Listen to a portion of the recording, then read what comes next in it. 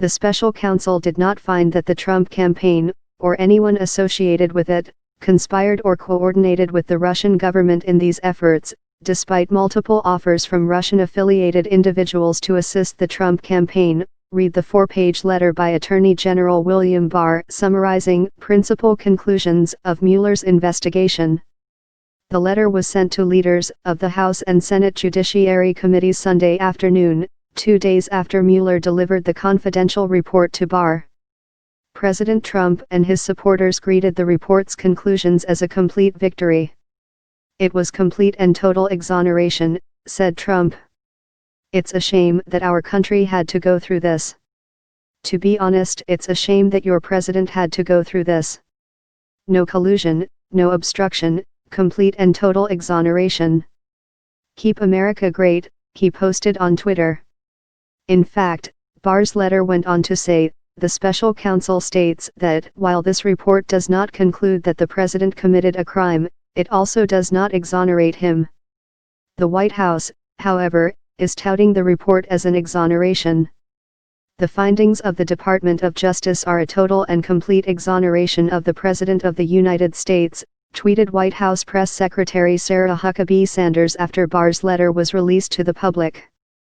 Donald Trump Jr. in a statement to the New York Times's Maggie Haberman took a similar position. After more than 2 years of non-stop conspiracy theories from CNN, MSNBC, BuzzFeed, and the rest of the mainstream media, as well as daily lies and smears coming from Democrats in Washington, the Mueller report proves what those of us with sane minds have known all along: there was zero collusion with Russia, the statement read.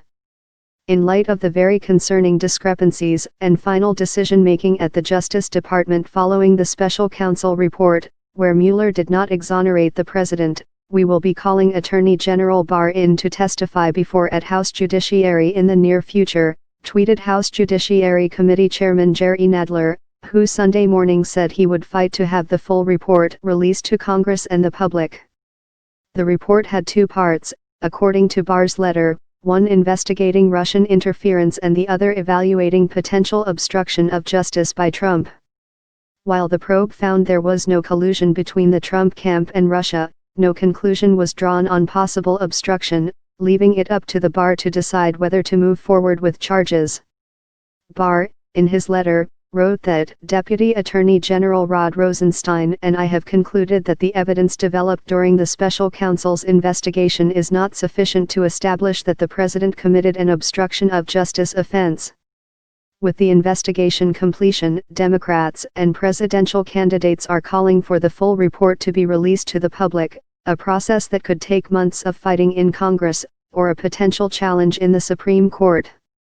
Attorney General Barr's letter raises as many questions as it answers, said House Speaker Nancy Pelosi and Senate Democratic leader Chuck Schumer in a joint statement.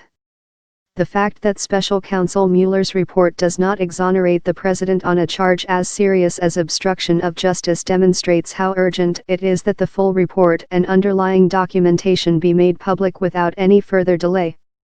On Friday, Barr notified Congress that, in addition to sending his summary, he intended to consult with Deputy Attorney General Rod Rosenstein and Special Counsel Mueller to determine what other information from the report can be released to Congress and the public consistent with the law.